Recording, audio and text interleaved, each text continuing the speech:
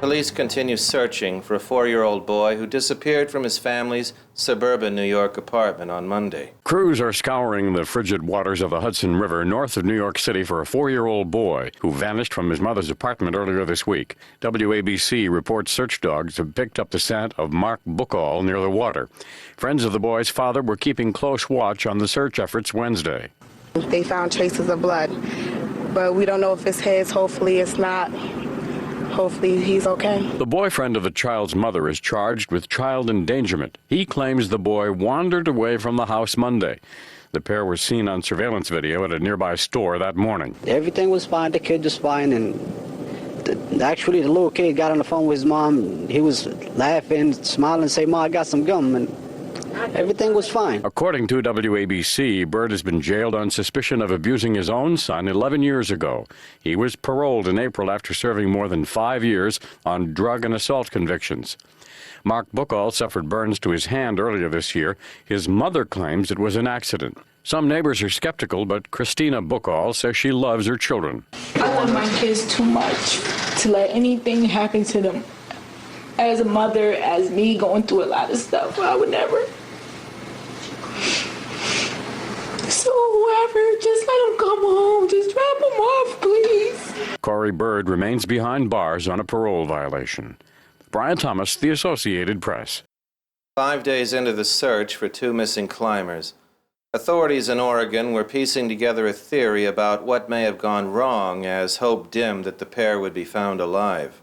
2 climbers who went missing with a 3rd climber shortly after they began climbing Mount Hood in Oregon are now presumed dead, and search efforts will turn to recovery of both bodies when the weather permits. Everyone cares about these people and have done everything within their power to bring them home safely. Unfortunately, we had the odds against us. 29-year-old Katie Nolan and 24-year-old Anthony Vietti are thought to be on a slope high up the mountain, but rescuers say there's a big risk of avalanche at that elevation, and that might not change for much of the winter.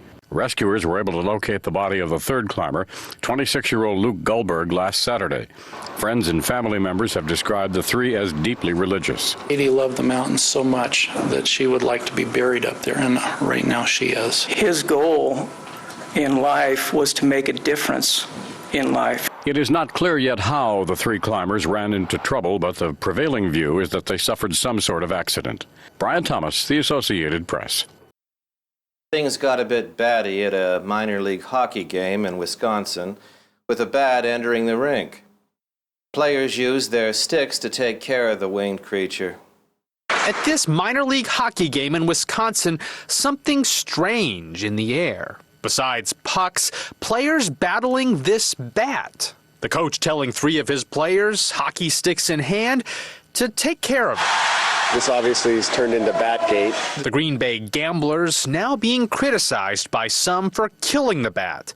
PETA, the People for the Ethical Treatment of Animals, told Green Bay television station WLUK there could have been a more humane way. This might have been an annoyance, but it was also a living being. If you have an animal that's somewhere where he's not supposed to be, you call animal control. You know, this isn't something where you just go, oh, well, we'll take some hockey sticks to him. A doctor says the team had the right idea. Basically, if you get the rabies virus, you die. Players just wanted the bat off their ice. I mean, the bat was behind me, and I was trying to watch the play, so I mean, I'd rather see a guy coming at me than the bat cruising around behind my neck, so. That problem solved. Lee Powell, The Associated Press.